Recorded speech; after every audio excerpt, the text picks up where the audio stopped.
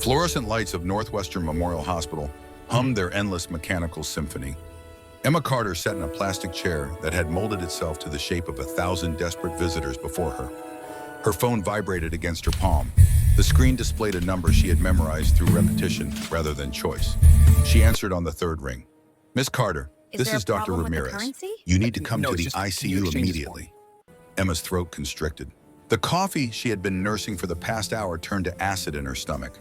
Around her, the waiting room continued its rhythm. A child cried somewhere near the vending machines. An elderly couple held hands in silence. A television mounted in the corner played the news with the volume too low to matter. "What's happened?" "Your grandmother's condition has deteriorated. We need to discuss immediate surgical intervention." The walk to the ICU felt both infinite and instantaneous. Emma's sneakers squeaked against linoleum that reflected the ceiling lights in distorted streaks.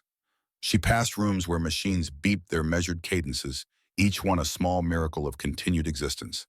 The smell of antiseptic and something harder to define hung in the air.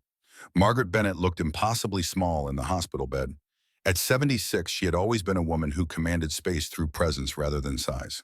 But connected to tubes and monitors, beneath white sheets that seemed determined to swallow her whole, she looked fragile in a way Emma had never witnessed. "Grandma," Emma's voice cracked on the single word. Margaret's eyes opened, still sharp, still seeing everything. "There's my girl." The words came out thin, stretched across insufficient breath. "Stop looking at me like I'm already dead." Dr. Ramirez appeared at Emma's elbow. He was younger than she expected, with kind eyes that had seen too much. He held a tablet displaying charts and numbers that translated into the mathematics of mortality. "Miss Carter, your grandmother needs emergency cardiac surgery. Without intervention within the next 48 hours, the prognosis is extremely poor."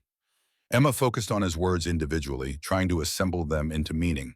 Emergency, cardiac, surgery, 48 hours, each one a small detonation. "What does that mean exactly? The cost, I mean." Dr. Ramirez glanced at Margaret, then back to Emma. "The procedure, hospital stay, and recovery care will run approximately to $85,000. I understand your insurance situation is complicated." Complicated, a polite word for non-existent. Emma worked at the Logan Square Public Library. Her health coverage was adequate for routine care. For emergencies that cost more than most people made in 2 years, it was decorative. "I need to make some calls." Emma walked to the family consultation room. It was decorated in colors designed to be soothing, soft blues and grays, landscape paintings of places that existed only in the imaginations of interior designers. She pulled out her phone and opened her banking app. Current balance, $2,347. She had started calling everyone she knew before her rational mind caught up with her desperation. Her best friend Sarah was still paying off student loans. Her cousin Michael had 3 kids and a mortgage. Her coworker Jennifer was going through a divorce. The arithmetic of impossibility was simple. She could not save her grandmother. Not with phone calls, not with begging, not with anything she currently possessed.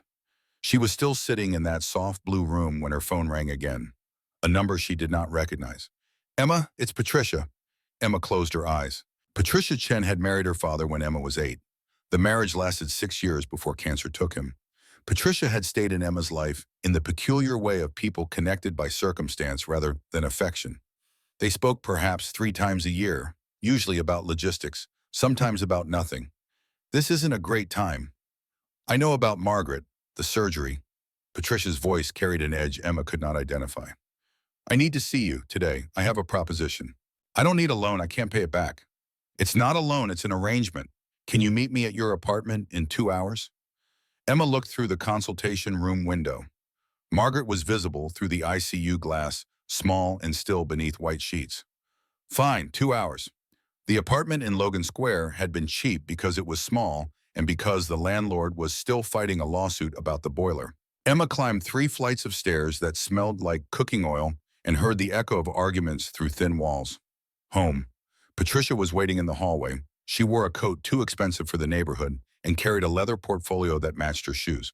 At 42, she maintained the kind of careful appearance that spoke to hours of effort made to look effortless. "You look terrible," Patricia said. "Thank you for that observation." Inside, Emma's apartment consisted of a studio where the kitchen, bedroom, and living room occupied the same 30 by 20-foot space. Books were stacked everywhere, on shelves, on the floor, on the windowsill where they served as both decoration and insulation. The only furniture of any value was an antique reading chair that had belonged to Margaret. Patricia sat on the futon Emma used as a couch. She placed the portfolio on the coffee table, which was actually a trunk Emma had found on the street and repainted. I'm going to be direct because we don't have time for subtlety. I can get you the money for Margaret's surgery. $100,000. Enough for the procedure and recovery care. Emma felt the words land without meaning. $100,000. A number from a different universe. Wait, I need you to do something for me. For 6 months. Patricia opened the portfolio and removed a photograph. I need you to marry this man. The photograph showed a thin man with several days of stubble. He wore clothes that had seen better decades. His eyes were hollow in a way that spoke to things Emma did not want to imagine. He looked lost, or dangerous, or both. You've lost your mind. His name is Daniel Ashford. He's 28 years old. He just completed a 3-year sentence for embezzlement. Patricia's voice was clinical, presenting facts without judgment. The Ashford family is one of the wealthiest in Chicago. Real estate, primarily. They want Daniel to marry someone respectable, someone educated, someone who will help rehabilitate his image. They want to buy him a wife. They want to buy him a chance at redemption. You're beautiful, Emma. You have a master's degree. You work with children. On paper, you're perfect. Emma looked at the photograph again. The man stared back with eyes that had seen the inside of a cell. Why me specifically? Patricia hesitated. It was the first crack in her presentation. Because you're desperate enough to say yes and smart enough to make it convincing. The cruelty of the truth sat between them. What exactly would this arrangement involve? 6 months of marriage. You'll live with him, attend family events, convince everyone that the relationship is real. At the end of 6 months, you divorce quietly. The money is yours regardless. Emma walked to the window. 3 floors down, Logan Square continued its evening rhythm. A bus hissed to a stop. Someone shouted in Spanish. A dog barked. The world kept turning while impossible choices materialized in cheap apartments. Does he know about this? That I'm being paid? He knows it's an arrangement. The details of your compensation are between us. Emma's phone buzzed. A text from Dr. Ramirez. Margaret's oxygen levels were dropping. They needed a decision about the surgery. She thought about the woman who had raised her, who had read her bedtime stories until Emma could read them herself, who had attended every school play and science fair, who had worked 2 jobs to keep Emma in books and dreams. Where do I sign?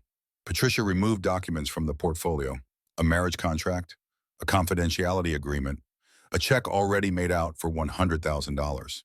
Emma signed without reading. Some choices were too desperate for fine print. You'll meet Daniel tomorrow at 2 p.m. Riverside Cafe on West Division.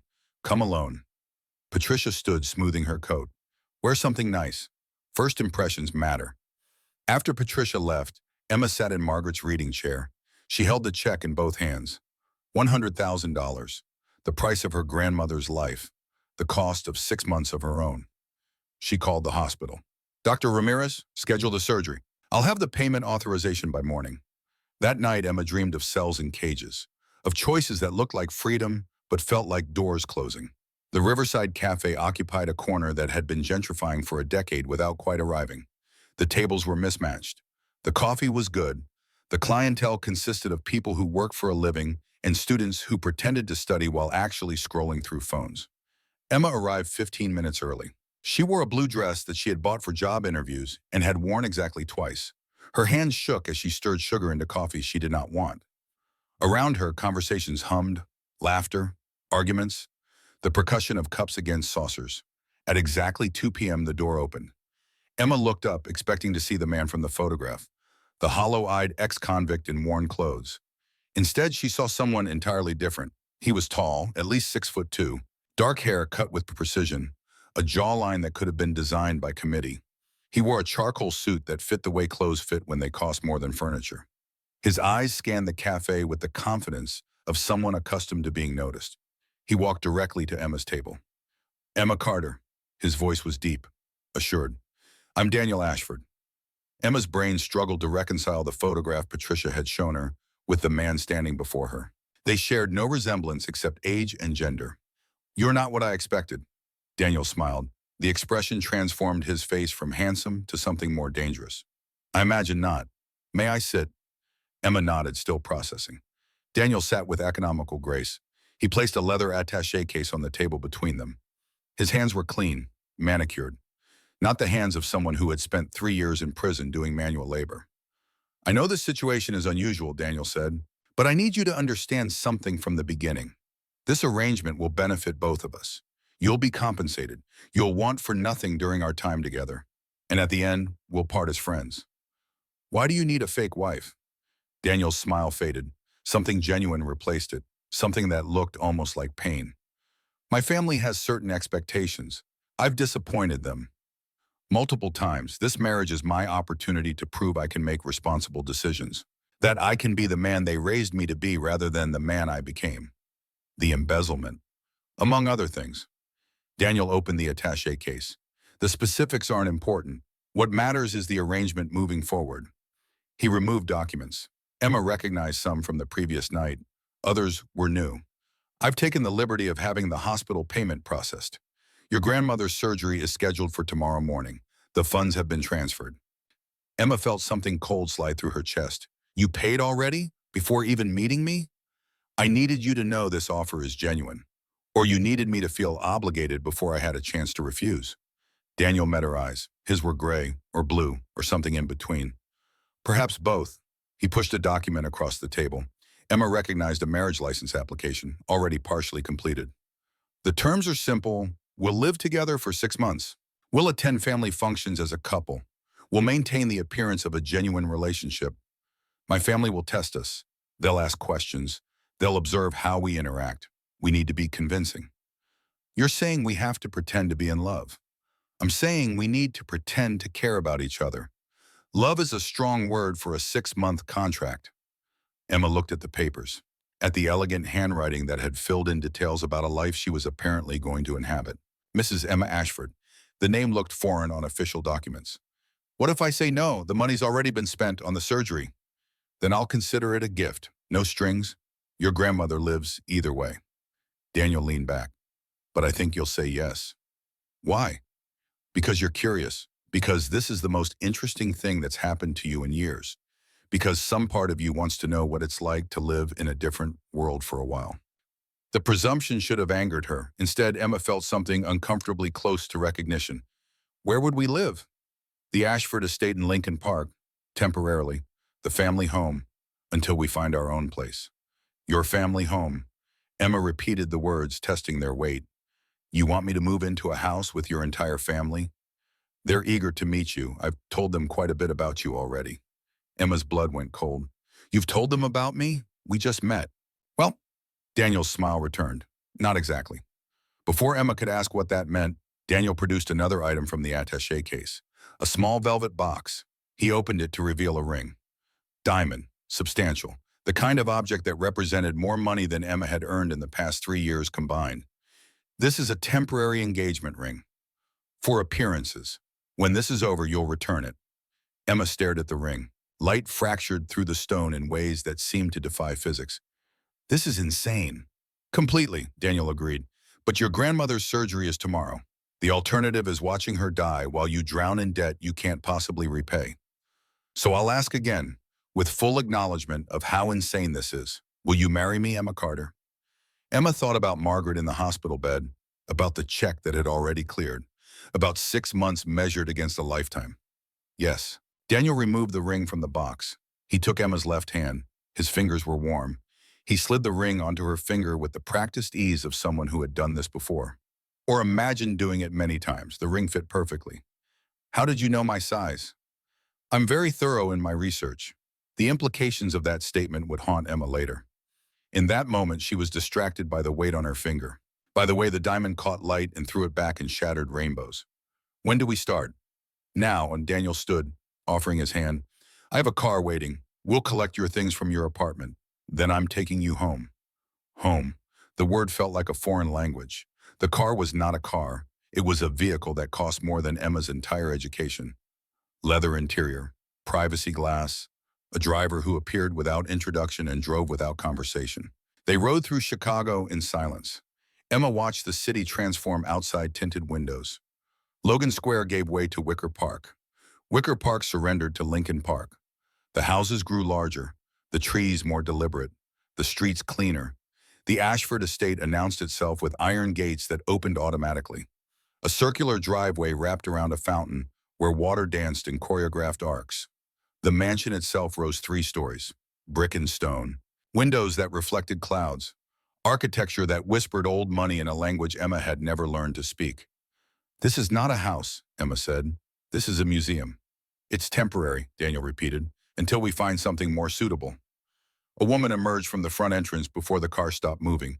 She wore a dove-gray dress and carried herself with the posture of someone accustomed to being obeyed. Her hair was pulled back in a style that looked effortless, but required engineering.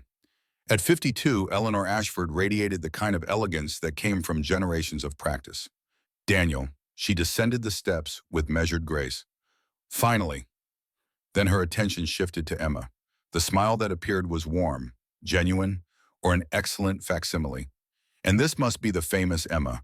My dear, what an absolute pleasure to finally meet you." Eleanor took Emma's hands in hers. Her grip was firm, her skin soft. She smelled like something expensive and floral. "Daniel has talked about you constantly. I was beginning to think you were a figment of his imagination." Emma shot Daniel a look that he ignored. "Welcome to the family, dear. Please, call me Eleanor. We're all family now." The entrance hall made Emma's apartment look like a closet. Marble floors reflected a crystal chandelier that hung from a ceiling 2 stories above. A double staircase curved elegantly to the second floor. Oil paintings lined the walls. People from other centuries stared down with expressions of permanent judgment. "Everyone is eager to meet you," Eleanor said, linking her arm through Emma's. "We've prepared a small gathering. Nothing formal, just family." They emerged into a living room that could have accommodated Emma's entire building. Windows overlooked gardens where autumn had begun its work. Furniture that belonged in magazines surrounded a fireplace large enough to stand in. People materialized from various doorways. A distinguished man with silver hair approached first. William Ashford carried his 58 years with the dignity of someone who had never questioned his place in the world. His handshake was firm. His eyes measured Emma in a single glance. "Welcome, Miss Carter. Daniel has been quite mysterious about you. I'm pleased the mystery has such a lovely resolution." A woman in an apron emerged from what Emma assumed was the kitchen. Rosa had the comfortable warmth of someone who had been with the family long enough to be both employee and confidant. She hugged Emma without hesitation. "I'm so happy to meet you. Daniel told me you love chai tea. I've made a fresh pot." Emma had mentioned loving chai tea to exactly no one in recent memory. 2 younger men bounded down the stairs with the energy of people who had never worried about money. Nathan Ashford, 25, had Daniel's height but softer features. He was handsome in the way of people who had always been told they were handsome. His smile was easy. "The infamous Emma, I'm Nathan, family lawyer and professional younger brother." Marcus Ashford, 27, shook Emma's hand with the formality of someone already thinking about business. "Family business manager, pleasure to meet you." They settled into the living room. Rosa served tea and small pastries on plates that looked like they belonged behind glass. The conversation flowed around Emma. Questions about her work, her interests, her family. Each answer felt like a test she had not studied for. "How did you two meet?" Eleanor asked. The question sounded casual. It was not. Daniel answered smoothly. "Riverside Cafe. I was having the worst day of my life." Emma walked in like sunlight breaking through storm clouds. "I couldn't look away." Emma found herself continuing the lie. "He looked so lost. I couldn't just walk past." I sat down and asked if he was okay. The family listened with expressions of delight, as if this story confirmed something they had already decided. "When did you know it was love?" William asked. Daniel's eyes found Emma's.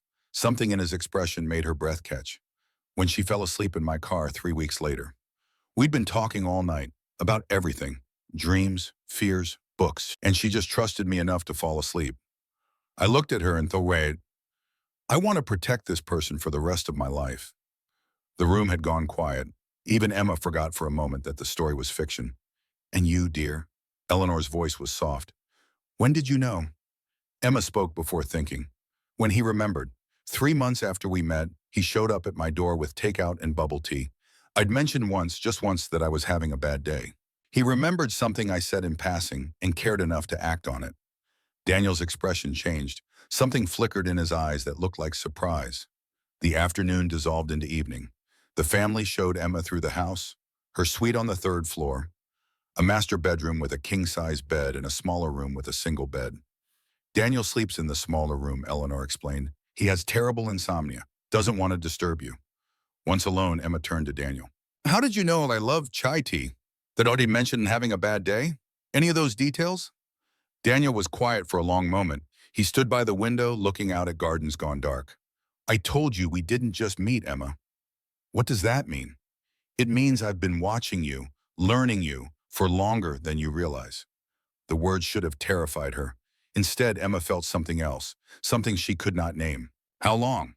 Long enough to know you check your bank account 3 times before buying coffee, that you shop at thrift stores, that you've never owned anything that cost more than $50. Daniel turned to face her. Long enough to know you're exactly who I've been looking for. Emma's phone rang. The hospital. Margaret's surgery had been scheduled for 6 a.m. I need to be there, Emma said. I'll drive you. They rode through Chicago in darkness. The city looked different at night, softer, more forgiving. Emma watched streetlights blur past and tried to understand what she had agreed to. At the hospital, Margaret was awake, alert. She studied Daniel with the same intensity she had once used to grade Emma's homework. You're not what I expected for my granddaughter's husband. What did you expect? Daniel asked. Someone desperate? Margaret's voice was thin but sharp. You're not desperate. You're calculating. Daniel smiled. Guilty as charged. Why are you doing this? Really? Because your granddaughter is the most remarkable person I've met in years. Because she deserves someone who will move heaven and earth to protect her. Because I want to be worthy of her faith. Margaret held his gaze for a long moment. Then she shifted to Emma. This one I like. Much better than that boy you dated in college. Emma felt tears prick her eyes, laughter and grief mixing in her throat. They stayed until visiting hours ended. In the parking garage, under fluorescent lights that turned everything the color of exhaustion, Daniel stopped walking. Emma, there's something I need to tell you about who I really am, about why I needed this marriage, about us. Us? Emma repeated. There is no us. This is a contract. What if I told you it didn't have to be? Before Emma could answer, her phone buzzed. Eleanor. There was a wedding dress fitting scheduled for tomorrow afternoon. The family was planning an engagement party. 200 guests. Emma felt the world tilting. I can't do this. Yes, you can. Daniel stepped closer. I know you're scared. I know this is overwhelming, but I also know you're strong enough to handle it. You've been handling impossible things your entire life. How would you know that? Because I've been paying attention. Daniel's voice dropped to something almost tender. Because 3 weeks ago, I saw you at this hospital selling your jewelry to pay for your grandmother's care. Because I watched you make impossible choices with grace. Because I fell in love with your strength before I ever spoke a single word to you. The confession hung between them in the parking garage. Cars hummed past. Somewhere an engine started. The world continued its indifferent rotation. You don't know me, Daniel. Then let me learn you. Really learn you, not the version you show the world. The real Emma Carter. The one who's terrified right now but won't let it stop her. Emma looked at this man who had appeared in her life like a tornado, who had paid for her grandmother's surgery, who claimed to have been watching her, who spoke about love and learning in the same breath. I don't know if I can trust you. Good, Daniel smiled. Trust is earned. I'm prepared to earn it. They drove back to the Ashford estate in silence. Emma watched the city transform again. Poor to rich, real to impossible. In the suite on the 3rd floor, Emma changed into pajamas Rosa had somehow procured in her exact size. She lay in the king-size bed beneath sheets that cost more than her monthly rent. Across the suite, through the open door, she could see Daniel in the smaller room. He sat on the edge of his bed, head in his hands. Daniel? Yes? What happens when this arrangement ends? When the 6 months are over? Daniel was quiet for so long, Emma thought he had fallen asleep. Then his voice came through the darkness. I don't know. I guess we'll figure it out when we get there. What if we figure it out before then? What do you mean? Emma thought about the way he had looked at her when telling the fake story that felt real. About the bookshelf he had supposedly built. About the careful way he said her name. What if this becomes more than an arrangement? Daniel appeared in the doorway, backlit by the lamp in his room, his face in shadow. Then we'll figure that out too. He stayed there for a moment, neither of them speaking. The space between them filled with possibilities neither dared to name. Finally, Daniel stepped back into his room. Good night, Emma. Good night. Emma lay in darkness, listening to the sounds of a house too big to know. Somewhere, a clock chimed midnight. Outside, wind moved through trees that had witnessed generations of Ashford's secrets. She touched the ring on her finger. Heavy, foreign, real. Tomorrow, her grandmother would have surgery that would save her life. Tomorrow, Emma would begin pretending to be someone she was not. Tomorrow, the lies would become more elaborate. But tonight, in the dark, Emma allowed herself to wonder if Daniel had been telling the truth about one thing. What if they had not just met? What if he had been watching her? What if everything that felt impossible was actually inevitable? She fell asleep with questions for company and woke to her phone ringing. The hospital. Margaret's surgery was beginning. Daniel drove her through Chicago at dawn. The city looked raw in early light. Honest. They sat in the surgical waiting room, surrounded by other people maintaining vigil. Emma tried to read a magazine. The words refused to arrange themselves into meaning. Daniel brought her coffee. He did not try to fill the silence with empty reassurance. He simply sat beside her. Present. 6 hours later, Dr. Ramirez emerged, still in surgical scrubs, tired but smiling. The surgery was successful. Your grandmother is in recovery. Barring complications, she should make a full recovery.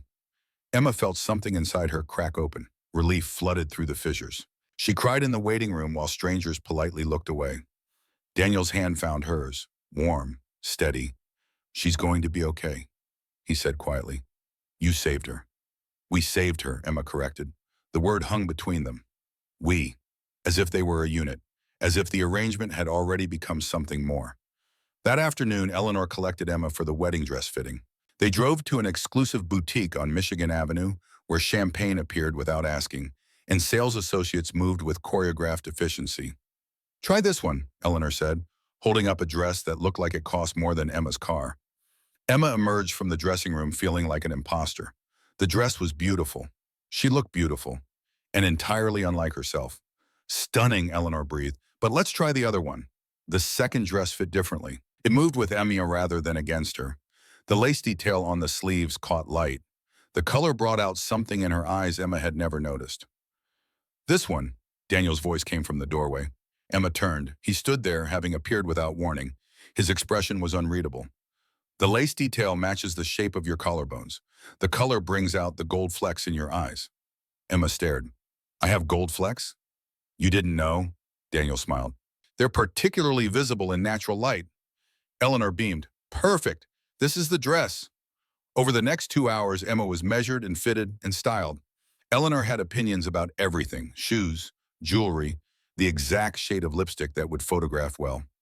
Tell me, Eleanor said while Emma tried on her 5th pair of heels, how did you two really meet? Emma's heart stopped. They had told the family one story, but Eleanor's eyes suggested she suspected another. It was completely by accident, Daniel answered smoothly. I was at Riverside Cafe having the worst day. Emma walked in and everything changed. And you knew immediately she was special? Not immediately, Daniel's voice grew quiet, but when she fell asleep in my car 3 weeks later, when she trusted me enough to be vulnerable, I knew I wanted to spend my life being worthy of that trust. Emma found herself continuing the story. He remembered, small things I mentioned, a bad day, my favorite tea. He showed up with comfort food and just listened. Eleanor dabbed at her eyes. You two are perfect together. As they left the boutique, arms full of bags, Emma walked beside Daniel in silence. Where did that story come from? She finally asked. The details about falling asleep, about remembering small things.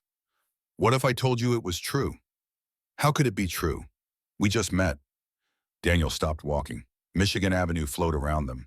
People rushed past with the urgency of those who belonged. Emma, what if I told you we didn't just meet? Before she could answer, his phone rang. Nathan. There was an issue with the engagement party planning. They drove back to the estate where chaos had erupted.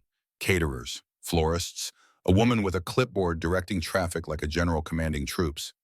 Emma stood in the foyer overwhelmed. Daniel took her hand. Breathe, just breathe. 200 people, Daniel. I can't pretend for 200 people. You won't have to pretend, just be yourself. Myself isn't enough for this world. Daniel turned her to face him, his hands on her shoulders. Listen to me. You walked into my family home and made them all fall in love with you in one afternoon. You gave a speech from your heart about choosing each other. You've been handling impossible situations with grace since the moment we met. You're more than enough. That evening, a delivery truck arrived. Two men unloaded a large object wrapped in protective blankets. They carried it to the third-floor suite and unwrapped it. A bookshelf, custom made. The wood stain was uneven in places. The corners did not quite match. It was imperfect and beautiful. You built this? Emma ran her fingers over the wood. Yourself? Daniel stood in the doorway, looking almost embarrassed. It took 3 weeks. I'm not very good at woodworking, but you mentioned your books were stacked on the floor. I wanted to make something for you. Emma felt something shift in her chest. This man who lived in a mansion, who wore suits that cost thousands, who could buy anything with a phone call. He had spent 3 weeks building furniture with his own hands. Wait, because buying you something would have been easy. Making something meant I had to think about you. Plan, learn a new skill, care. Emma touched the imperfect corner of an uneven shelf. It's perfect. That night, they sat in the suite's living room. Daniel on one chair, Emma on another. The bookshelf between them like a question neither knew how to answer. Tell me about prison, Emma said. Daniel went very still. Oh, because you said we're starting over with honesty. Because I need to understand who you really are. Daniel stood, paced to the window. Chicago spread out below them, infinite and indifferent. I took the fall for my brother. Nathan made bad financial decisions when he was young. Gambling debts, bad investments. When it came to light, he was facing serious prison time. Real prison. So you confessed to crimes you didn't commit. Nathan has a heart condition. Prison could have killed him. And he's the good one, Emma, the one who deserves the family legacy. I couldn't let one mistake ruin his life. Does your father know? No, if William found out, it would destroy him. Better he thinks I'm the disappointment than learn the truth about his golden child. Emma processed this. You spent 3 years in prison to protect your family's feelings. When you say it like that, it sounds almost noble. It wasn't. It was selfish. I wanted to be the hero of my own story, even if that meant being the villain in everyone else's. And this marriage, to me, what role does that play? Daniel turned from the window, his face half in shadow. When I got out 6 months ago, my father made it clear I needed to prove I had changed. Marriage was suggested as a sign of stability, maturity. But you said the inheritance wasn't dependent on marriage. It's not. The marriage is my choice. The person I married, that was always my choice. Why me? Daniel crossed the room, sat in the chair across from Emma, close enough to touch, far enough to escape. Because 3 weeks before I approached Patricia, I saw you at Northwestern Memorial. Emma's blood went cold. You what? I was having lunch in the cafeteria, hiding from my life, and I saw you arguing on the phone with your landlord about rent. You were trying to keep your voice down, but you were clearly struggling. You were stalking me. I was watching you. Daniel's voice was steady. Then the hospital called about your grandmother. I watched you transform. All that stress about money disappeared the moment you heard she needed you. You didn't hesitate. You just loved her. Completely. This is insane. I followed you. I sat in the waiting room for hours. I watched you pace and cry and try to borrow money. I saw you selling your jewelry to that pawn shop broker in the lobby. Emma stood, backed away. You've been manipulating me from the beginning. Yes. Daniel did not try to follow. I orchestrated the meeting with Patricia. I paid her to approach you. I created the circumstances that brought us together. Why are you telling me this? Because you asked for honesty. Because I'm trying to earn your trust. Because the lies have to stop somewhere, and I'm choosing now. Emma felt the walls closing in. The beautiful suite became a cage. The perfect bookshelf became evidence of obsession. I need air. She walked out onto the third-floor balcony. Chicago stretched in every direction, lights flickering like distant stars. Daniel followed but kept his distance. I know how this sounds, he said quietly. I know it's creepy and wrong and completely inappropriate. Then why did you do it? Because I fell in love with who you are, not who you pretend to be.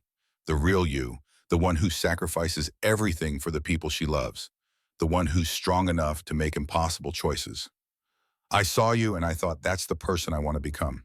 Emma gripped the balcony railing. You fell in love with an idea of me, a fantasy. I fell in love with your actions, with your character, with the way you move through the world. You don't know me. Then let me learn you. Daniel's voice carried something Emma had not heard before. Desperation. Really learn you, every flaw, every fear, every imperfect corner. Emma turned to face him. Why should I trust anything you say? Because I'm standing here confessing the worst things I've done. Because I could have kept lying, but I chose truth. Because I want you to see me clearly, even if that means you walk away. They stood on the balcony while the city hummed below. Emma thought about Margaret in the hospital, about the surgery that had succeeded, about the bookshelf with its imperfect corners. I don't know what to do with this information. Neither do I, Daniel admitted. I only know that I want a chance to prove my feelings are real, even if how we got here wasn't. Emma's phone buzzed, a text from Eleanor. The engagement party was tomorrow night, 200 guests confirmed. I can't do this right now. I understand. Emma went inside. She lay in the king-size bed beneath expensive sheets. Through the open door, she could see Daniel in the smaller room. He sat on the edge of his bed, head in his hands. For the first time since this started, Emma allowed herself to really look at him. Not the billionaire, not the ex-convict, not the man who had manipulated her life. Just Daniel, imperfect, desperate, honest in his dishonesty. Daniel? Yes? Tomorrow at this party, what happens if I can't maintain the lie? Then we tell them the truth and lose everything. Emma, I've already lost everything that mattered. The only thing I'm trying to gain is you. She fell asleep with those words echoing, woke to sunlight streaming through windows that overlooked a world she did not belong to. Today, the engagement party, 200 witnesses to an elaborate fiction. Emma dressed in the midnight blue gown Eleanor had selected. She fastened the diamond necklace that had belonged to Daniel's grandmother. She looked in the mirror and saw a stranger. Daniel knocked on the open door. He wore a tuxedo that made him look like he belonged on magazine covers. You look incredible. I look like I'm playing dress-up. No. Daniel crossed the room, stood behind her so they were both reflected in the mirror. You look like you belong here. Because you do. Emma met his eyes in the reflection. How can I belong somewhere built on lies? Every truth starts as a story we tell ourselves. Maybe we just tell this story long enough that it becomes real. Downstairs, the ballroom had been transformed. Crystal chandeliers, ivory silk, white roses, an orchestra tuning instruments, 200 chairs arranged in careful rows. Eleanor appeared, resplendent in emerald silk. There you are.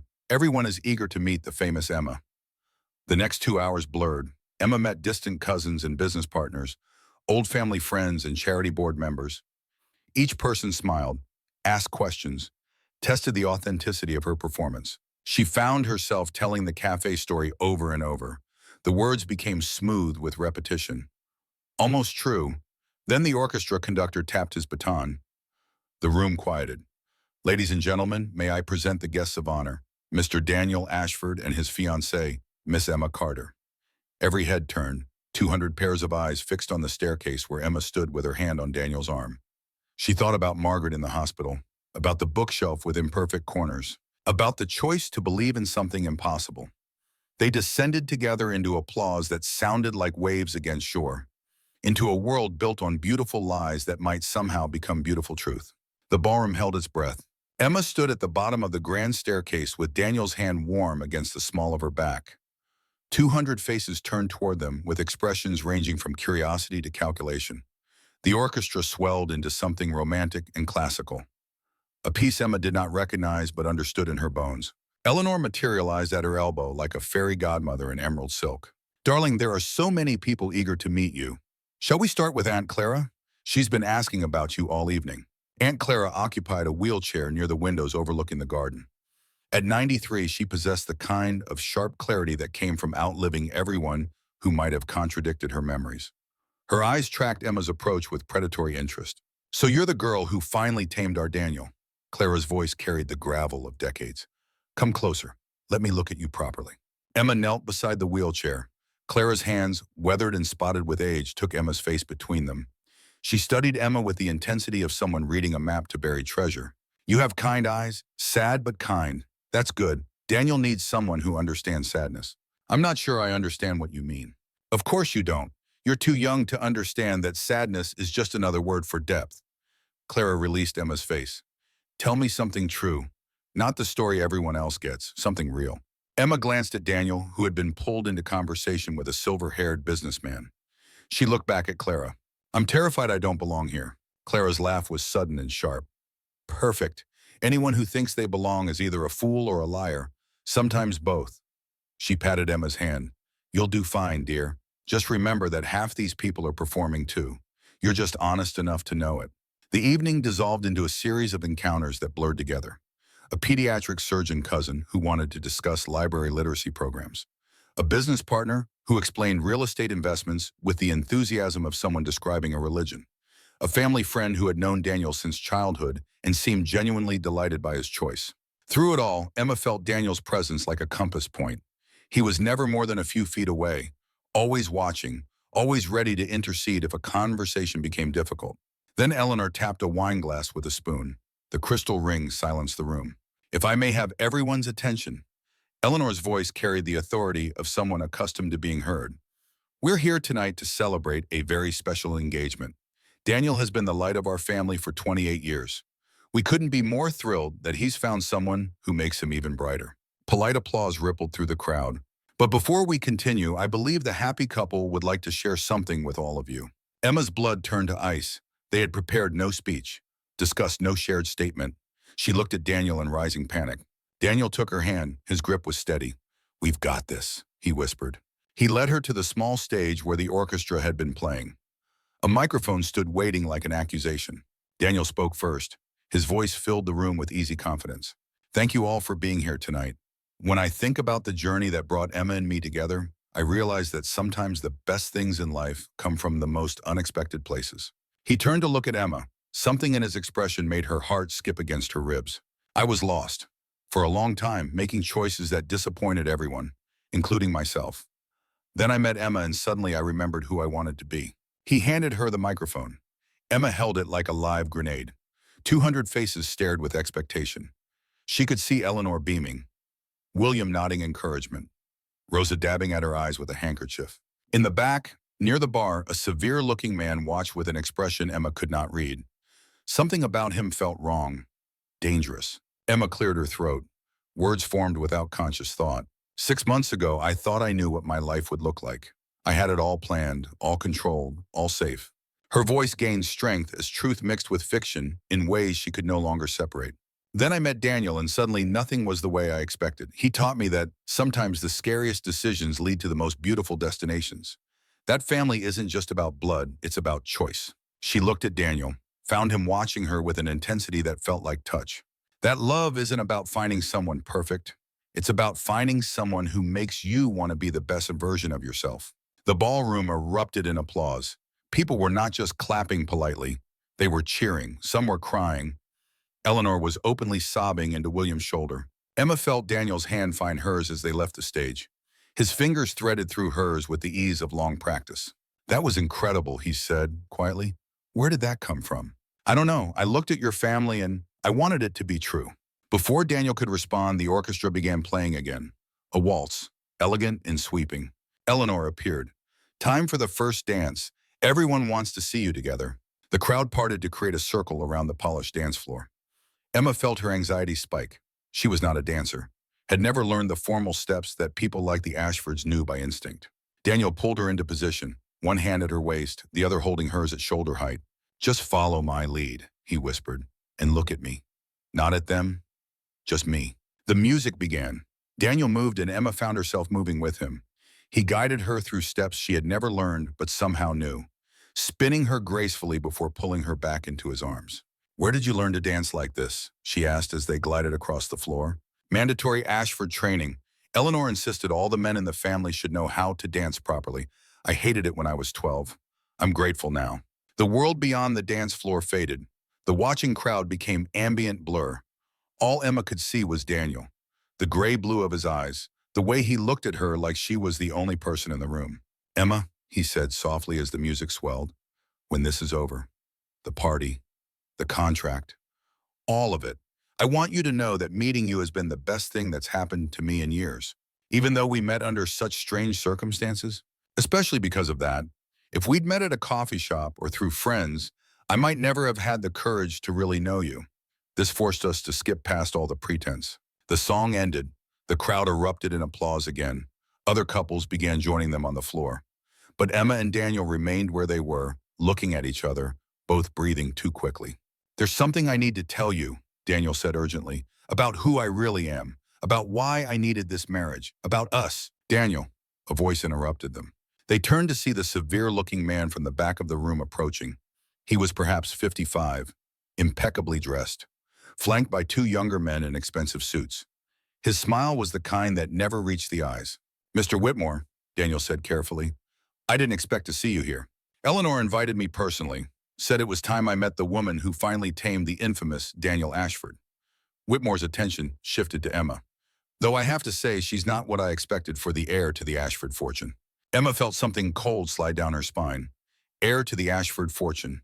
The words carried implications she had not considered. "Surely you've told your lovely fiancé about your inheritance," Whitmore continued, his voice loud enough for nearby guests to hear. "About the trust fund that makes you one of the wealthiest young men in Chicago.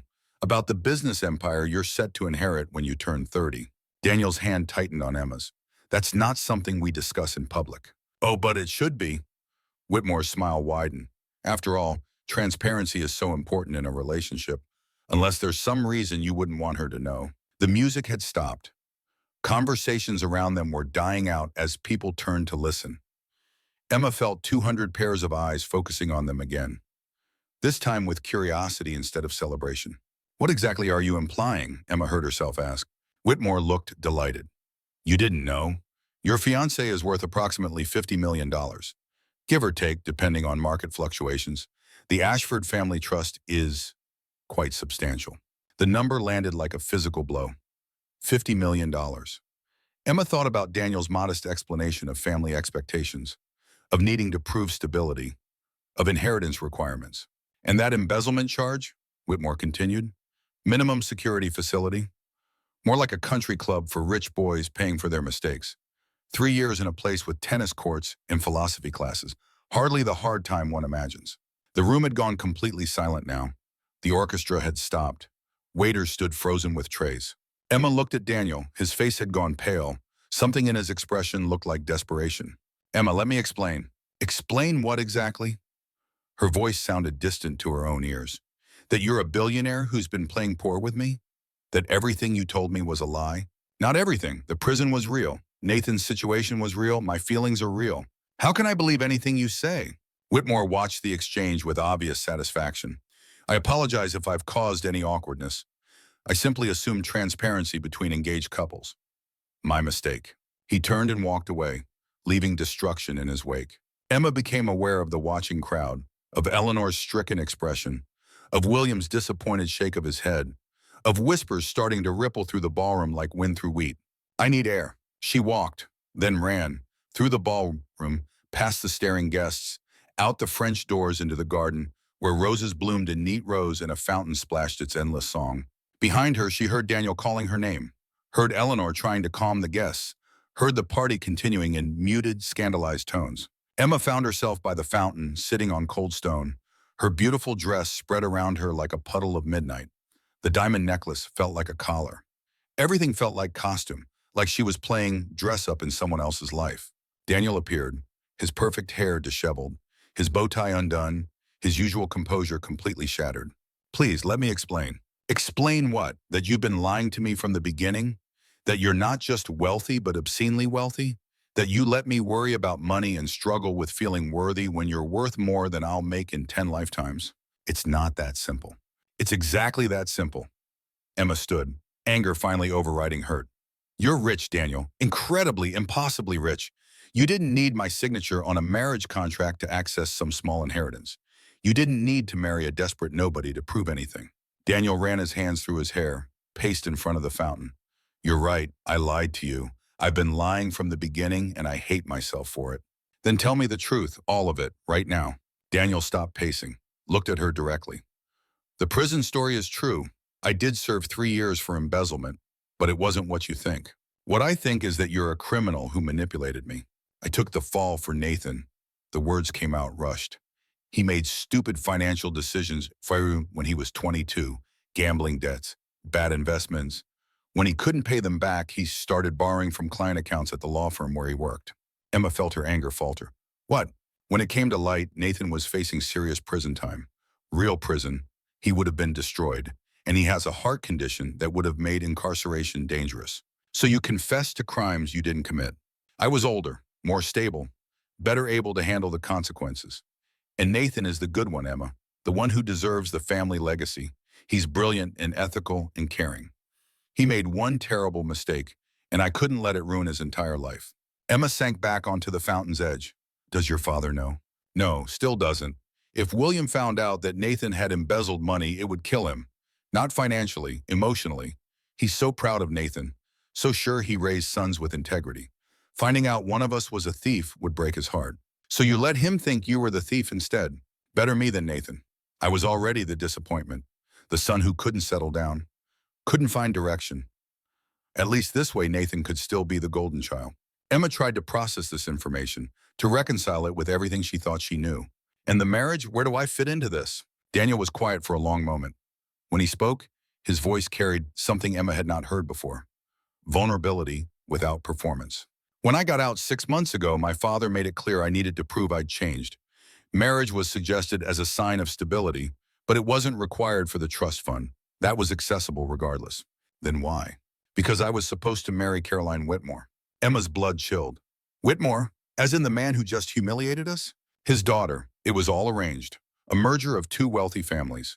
Caroline and I have known each other since childhood. Our families have been friends for decades. So what changed? Daniel turned to look at her. The expression in his eyes made her heart skip.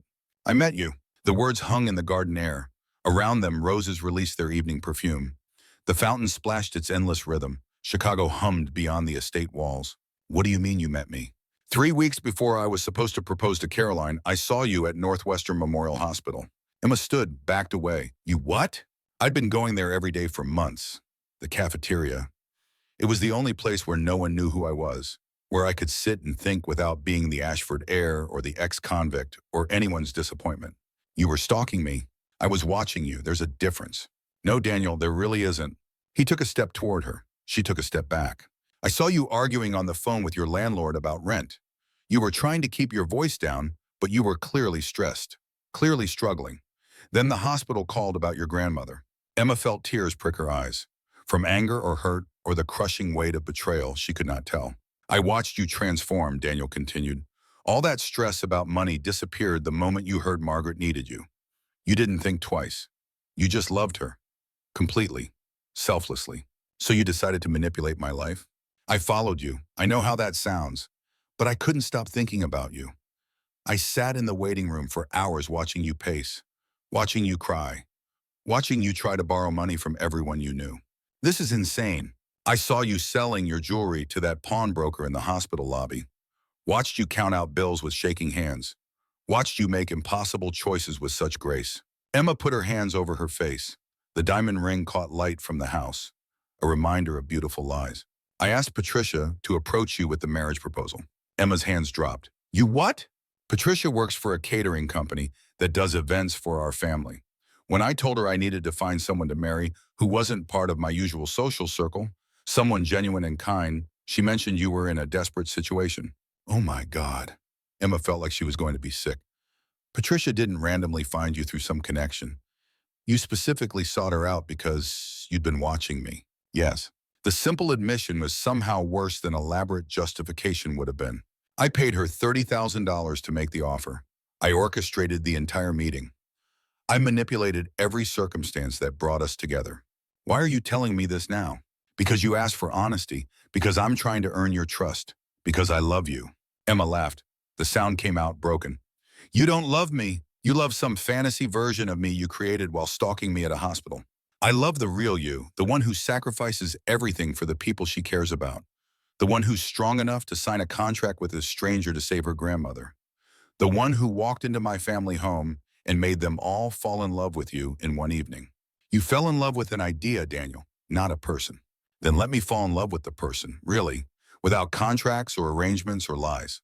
Emma looked at this man who had orchestrated her life like a puppeteer, who had paid for her grandmother's surgery, who had built her a bookshelf with imperfect corners, who claimed to love her while lying about everything. I can't do this. She walked past him, back toward the house. Daniel followed. Emma, please. What? What do you want me to say? That it's okay you manipulated my entire life? That I'm flattered you stalked me? I want you to understand that my feelings are real, even if how we got here wasn't. They reached the French doors. Through the glass, Emma could see the party had resumed. People danced, conversations flowed. Life continued as if nothing had shattered. I need to leave. This is your home now. This was never my home. This was a stage, and I'm done performing. Emma walked into the ballroom. Conversations stuttered to silence as she passed. She found Eleanor near the bar. I'm sorry, I can't do this anymore. Eleanor's face crumpled. Dear, please, whatever Daniel did, we can work through it. He lied about everything, the inheritance, the reasons for marriage, how we met, all of it. Love is complicated. Sometimes we lie because we're afraid the truth won't be enough. That's not love, that's manipulation. Emma walked to the grand staircase, climbed to the third floor. In the suite that had briefly felt like home, she changed out of the midnight blue dress, put on her own clothes, jeans and a sweater that had seen better years. She was packing her small bag when Daniel appeared in the doorway. Where will you go? My apartment, where I belong. Emma, I know you're hurt. I know I don't deserve forgiveness. But please don't throw away what we've built. We haven't built anything, Daniel. You constructed an elaborate fantasy and I was stupid enough to believe it. She pushed past him, down the stairs, through the foyer where portraits of dead Ashfords watched with painted eyes. Outside, the fountain still splashed. The night air still carried the scent of roses. Emma called a rideshare on her phone. Daniel followed her to the circular driveway. What about Margaret? The surgery, the recovery? You said that money was a gift with no strings. Were you lying about that too? No, that was real. Whatever happens between us, that was always real. The car arrived. Emma opened the door, paused. I need time, real time, to figure out who you actually are, who I actually am. If those two people can exist in the same world. How much time? I don't know. She got in the car. It pulled away from the Ashford estate, away from the mansion and the fountain and the man who had orchestrated her life. Emma watched the estate disappear in the rearview mirror, watched Lincoln Park give way to less expensive neighborhoods, watched the architecture shift from mansions to apartment buildings. Her phone buzzed, a text from Daniel. I meant what I said, all of it, especially the part about loving you. Emma deleted the message without responding.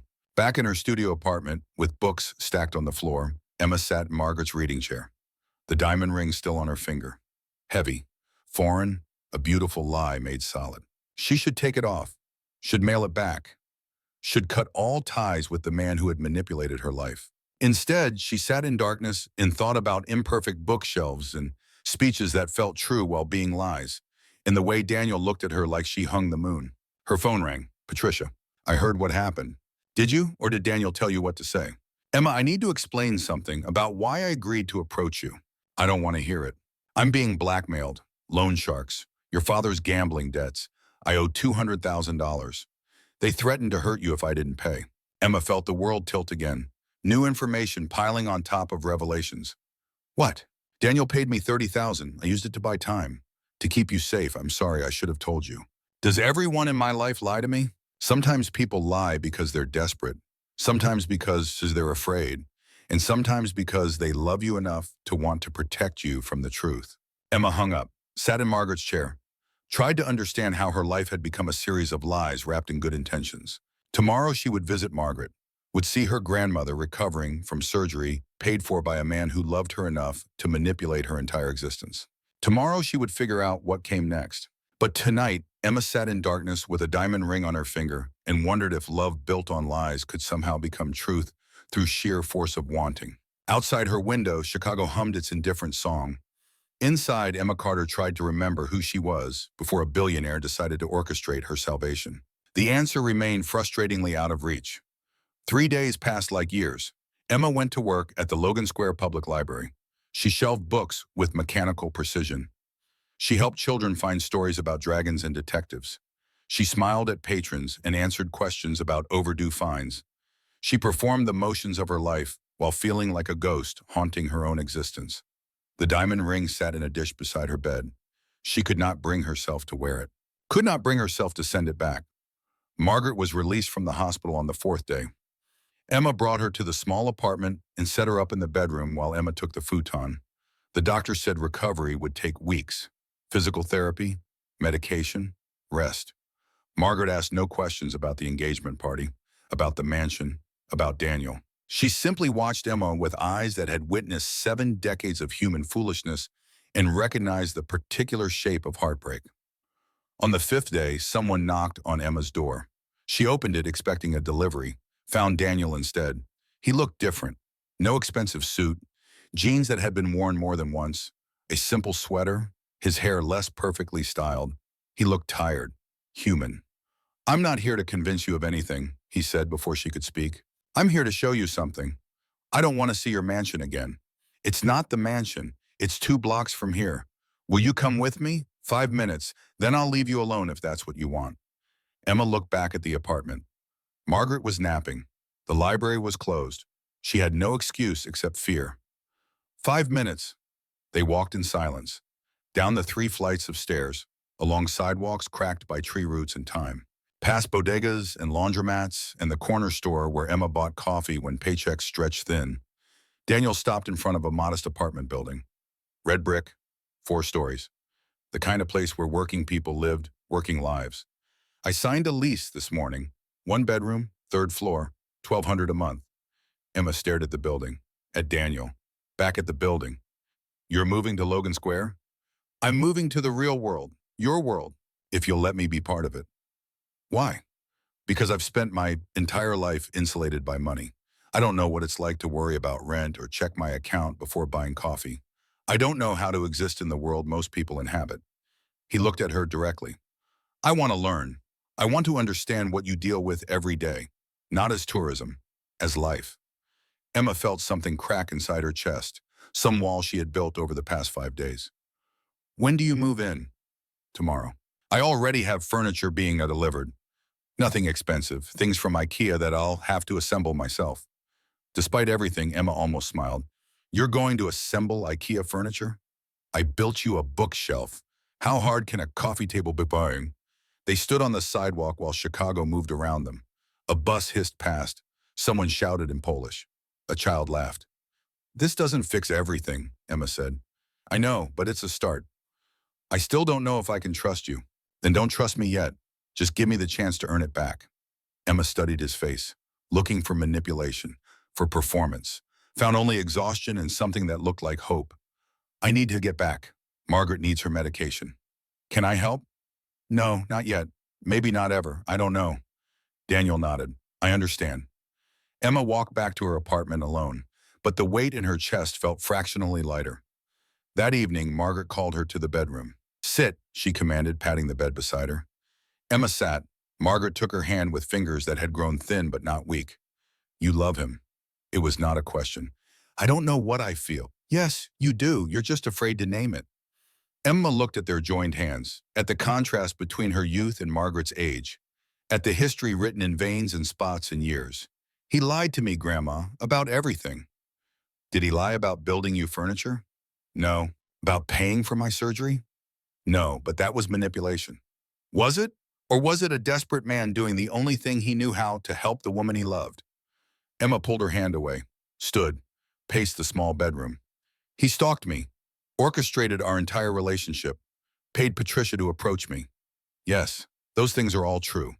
They're also all things a man does when he's too broken to know how to approach love honestly." Margaret shifted against her pillows. "I'm not saying what he did was right. I'm saying people who've been hurt find broken ways to reach for healing." "How do you know he's been hurt?" "Because happy people don't go to prison for crimes they didn't commit. They don't sacrifice 3 years of their life to protect a brother.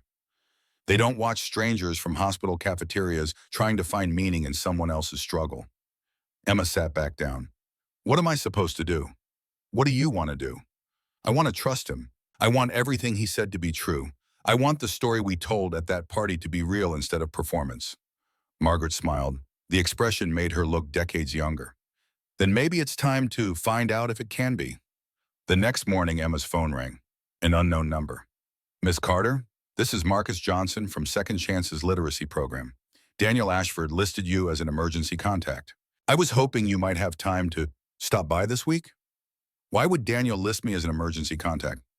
"He's been volunteering here every Tuesday and Thursday for 6 months, teaching reading to men transitioning out of incarceration.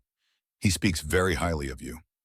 Emma felt the world shift again, another piece of Daniel that contradicted the manipulative billionaire she had built in her mind. "What's the address?" Second Chances occupied a converted warehouse in a neighborhood that existed between gentrification and decay. Inside, fluorescent lights hummed over rows of tables where men of various ages bent over books with concentration that spoke to hard-won victories. Marcus Johnson was 42, built like someone who had done physical labor, tattoos visible at his collar and wrists. When he smiled, Emma saw a gold tooth. "You must be Emma. Daniel talks about you constantly." "He does?" Can't get him to shut up, honestly.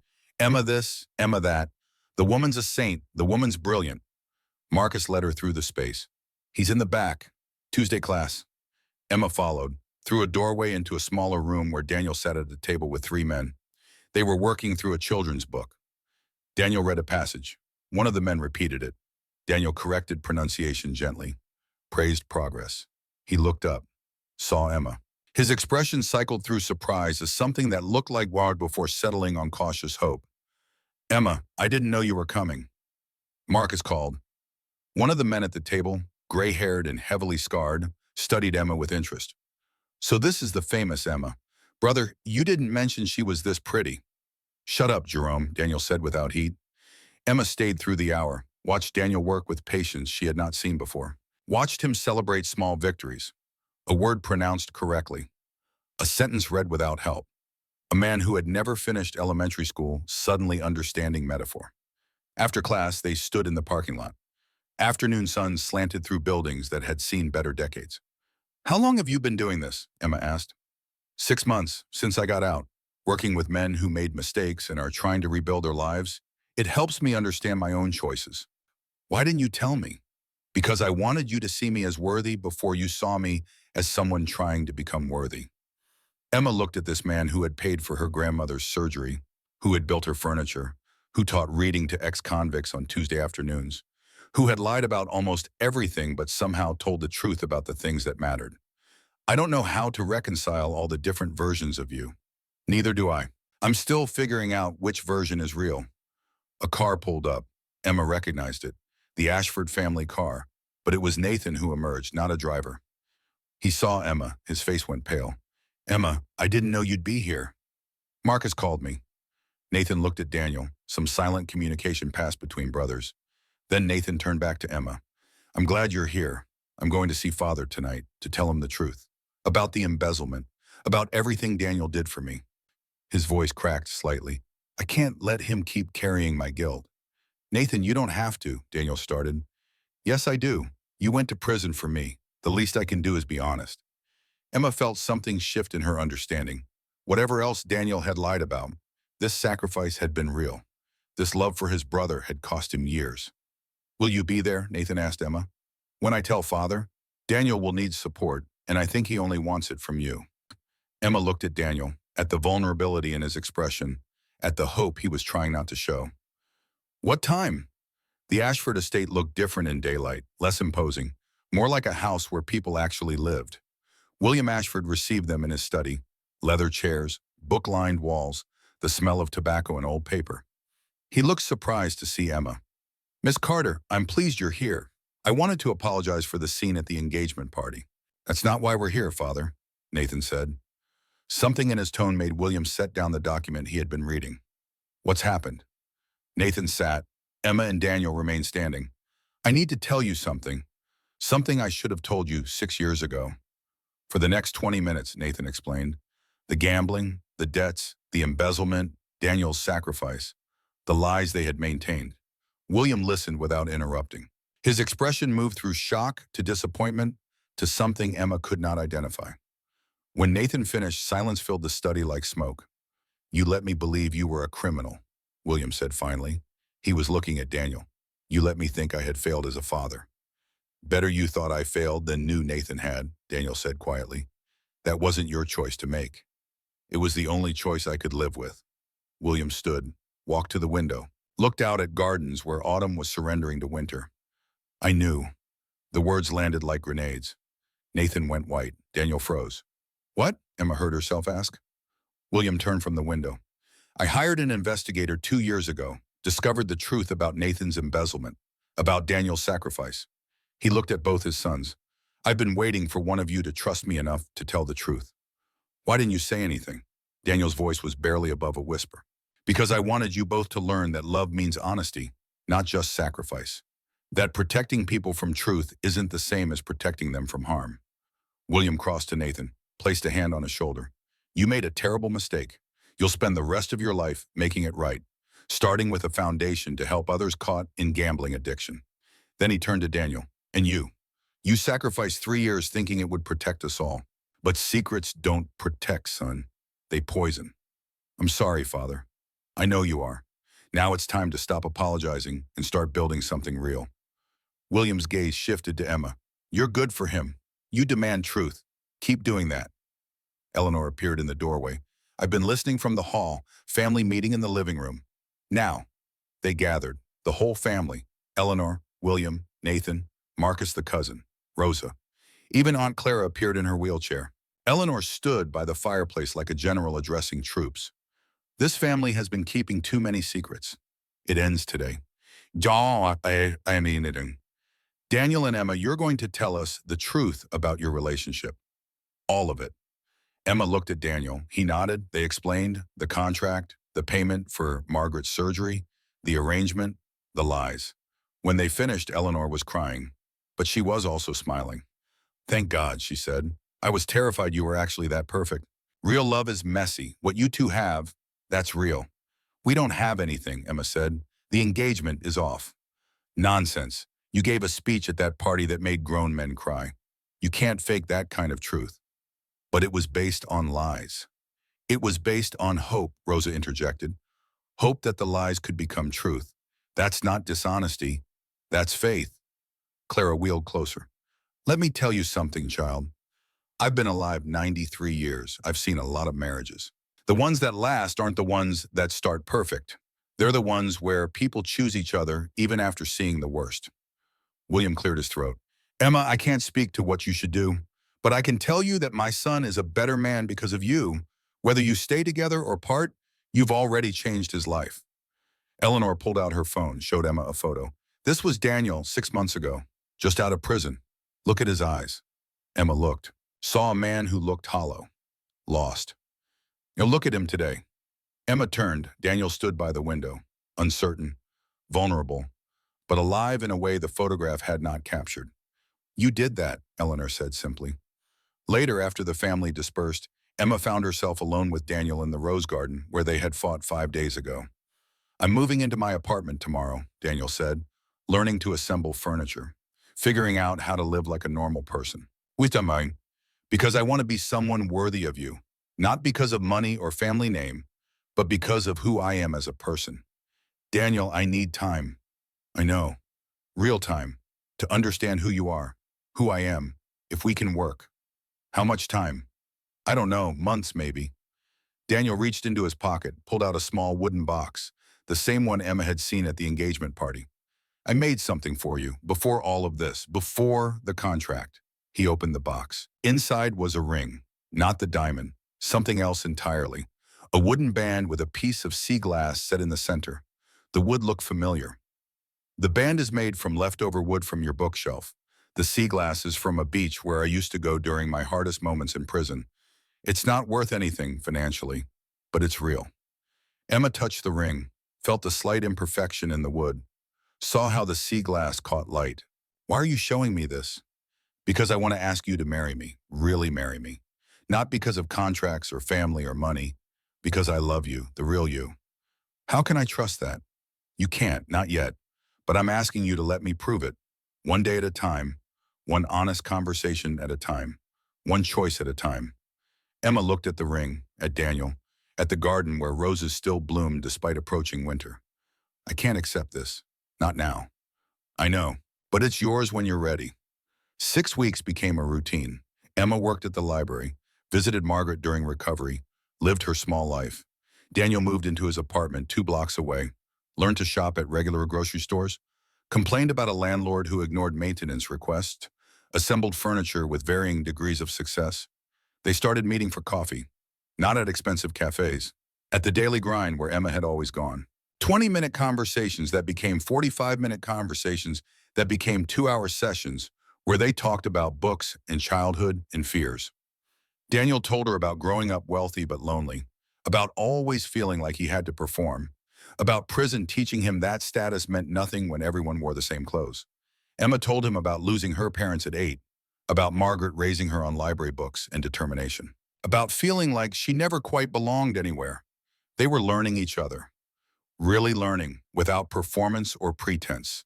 On a Tuesday, Emma visited Second Chances, watched Daniel teach. Afterwards, she helped tutor a man named Jerome who was trying to pass his GED. Your man's good people, Jerome said while they worked through math problems. Doesn't treat us like we're broken. Treats us like we're becoming. On a Thursday, Daniel came to the library, helped with children's story time, read picture books to kids who sat in rapt attention. Emma watched him make funny voices for dragons and use his whole body to act out adventures. Afterwards, a little girl named Maria hugged his leg. You're a good reader, Mr. Daniel. The look on his face told Emma everything about who he was becoming. They went to museums, free admission days, walked through exhibits while debating art and history. They cooked together in his small apartment, burned pasta, and laughed. They helped Margaret with physical therapy. Watched Daniel be patient and gentle with a woman who had no reason to trust him. Slowly, like ice melting, Emma felt her walls coming down. 3 months after the engagement party, Patricia appeared at Emma's door. She looked thinner, tired, but clear-eyed in a way Emma had not seen before. I'm in therapy, Patricia said without preamble. Gambling addiction treatment. Daniel paid for it, and he paid off my debt to the loan sharks. He did what? $200,000, with conditions. That I get help, that I stay in your life only if you want me, that I stop manipulating situations to solve problems. Emma invited her in. They sat in the small apartment that had somehow become home again. I'm sorry, Patricia said, for everything, for approaching you with that contract, for not being honest about why. You were desperate. So were you. I used your desperation. That's unforgivable. Emma thought about forgiveness, about the ways people hurt each other, about the difference between malice and fear. It's not unforgivable, but it's going to take time to rebuild trust. I understand. Patricia stood to leave, paused at the door. He really loves you, Emma. I've never seen someone work so hard to become worthy of another person. After Patricia left, Emma sat in Margaret's reading chair, thought about the past 3 months, about coffee dates and story time, about Daniel learning to navigate bus routes and complaining about laundry costs, about the way he looked at her when he thought she was not watching. Her phone rang. Daniel, can I take you to dinner tonight? Where? That Thai place you mentioned once, 3 months ago, in passing. Emma smiled. You remembered. I always remember when it comes to you. The restaurant was small, cheap, good food. They ate pad thai and talked about Margaret's improving health, about Jerome passing his GED, about the children's book Daniel was thinking about writing. After dinner, they walked through Logan Square, past Emma's apartment building, past Daniel's, into a small park where trees had shed their leaves and benches waited in darkness. Daniel stopped walking, turned to face her. Emma, I need to tell you something. Her heart began racing. What? I'm falling in love with you. Really falling in love. Not with an idea, not with a fantasy, with you. The person who corrects my pronunciation and argues about books and makes me want to be better every single day. Emma felt tears prick her eyes. Daniel, you don't have to say anything back. I just needed you to know. No contracts, no arrangements, just truth. Emma looked at this man who had moved to her neighborhood, who assembled furniture badly, who taught reading and made children laugh, who remembered every small thing she mentioned in passing. I'm falling in love with you too. The admission hung in the cold air between them. Daniel pulled the wooden box from his pocket, the ring he had shown her 3 months ago. I'm going to ask you again. No pressure, no timeline, just a question. He knelt on cold concrete in a small park in Logan Square. Emma Carter, will you marry me? Really marry me? Because I love you and I want to spend my life becoming worthy of the faith you have in who I could be. Emma looked at the ring, at Daniel, at the life they had built over 3 months of honest conversations and small gestures and learning each other's corners. Yes, he slipped the ring onto her finger, the wooden band with sea glass that caught street light and held it. It was imperfect. It was real. They kissed in the park while Chicago hummed around them. It was not cinematic. Their noses bumped. They laughed, tried again. It was perfect. 6 months later, they married. Not in a ballroom with 200 guests. In Millennium Park on a bright Saturday. 50 people, real friends, family, men from second chances in suits they had bought from thrift stores, children from the library holding flowers. Margaret in a wheelchair, tears streaming down her face. Eleanor cried through the entire ceremony. William stood proud. Nathan served as best man, his speech full of gratitude and hope. Rosa made the cake. Aunt Clara offered scandalous toasts. Caroline Whitmore attended with Henry, now her husband. She hugged Emma before the ceremony. Thank you for giving me courage to choose love. Patricia stood in the back, working on her recovery, rebuilding trust one day at a time. Emma wore a simple dress, not the expensive gown from the boutique, something she had chosen herself. Daniel wore a suit he had bought off the rack. They exchanged vows they had written. Daniel spoke first. I found you when I was lost. You showed me that real wealth is measured in character, not currency. That love means choosing truth even when lies are easier. I promise to spend every day earning the faith you have in me. Emma's turn. You taught me that love means taking risks, that the scariest leaps lead to the most beautiful landings. That home isn't a place. It's choosing each other. Every day, even when it's hard. They kissed to applause and cheers. The reception was held in a community center. No crystal chandeliers, no orchestra. A playlist Daniel had made of songs Emma loved. Potluck food, folding chairs. It was perfect. Late in the evening, Emma found herself alone with Margaret. Are you happy, child? Yes, terrified, but happy. Good, love should terrify you. It means you're doing it right. Daniel appeared, offered his hand. Dance with me? They swayed to music that was too loud and slightly offbeat. Emma's head on Daniel's shoulder, his arms around her waist. What are you thinking? He asked. That 6 months ago I was selling jewelry in a hospital lobby, and now I'm dancing at my wedding to a man who assembled our coffee table backwards. Daniel laughed. In my defense, the instructions were in Swedish. They were also in English. Minor detail. They danced as evening became night, as guests departed with hugs and congratulations, as the community center emptied. Finally, they stood alone in the space where they had celebrated. Ready to go home? Daniel asked. Home was the apartment Daniel had rented. They had decided to stay in Logan Square, to build their life in the real world. Daniel had stepped back from day-to-day operations at Ashford Holdings. Marcus ran the business. Daniel focused on second chances, on expanding the literacy program, on writing that children's book. Emma still worked at the library, still helped kids find stories about dragons and detectives. They lived simply, not because they had to, because they chose to. In their small apartment, Emma kicked off her shoes. Daniel loosened his tie. They collapsed on the couch that had taken 3 attempts to assemble correctly. Mrs. Ashford, Daniel said softly. Mr. Carter Ashford, Emma corrected. He had taken her name too. We did it. We did. Emma looked at the bookshelf against the wall, still imperfect, still beautiful, filled now with books they had collected together, photo albums from their small wedding, mementos of a life being built one honest choice at a time. On the top shelf, in a place of honor, sat 2 rings, the expensive diamond from the contract, and the first wooden ring Daniel had made, reminders of where they had started, proof of how far they had come. Daniel pulled out his phone, showed Emma a photo someone had taken during the ceremony, them looking at each other, smiling, real. I want to remember this, he said, not just today, every day. The choice to choose each other.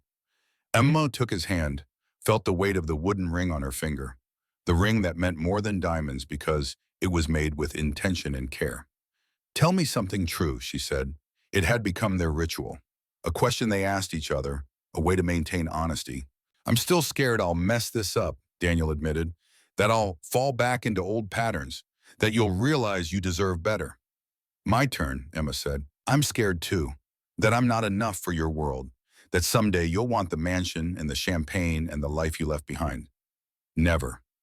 Promise? I promise to choose this, us, every single day, even when it's hard, especially when it's hard. Outside their window, Chicago hummed its eternal song. Inside, 2 people who had started with lies built something true. A marriage, a life, a love that was imperfect and real and worth every risk they had taken to find it. Emma fell asleep on the couch with her head on Daniel's shoulder. He carried her to bed, tucked her in, lay beside her in the darkness. I love you, he whispered. I love you too, she whispered back. And this time there were no contracts, no arrangements, no lies. Just 2 people choosing each other. Again and again and again. The wooden ring caught moonlight from the window, held it, reflected it back into a room where love had learned to tell the truth. And that, finally, was enough.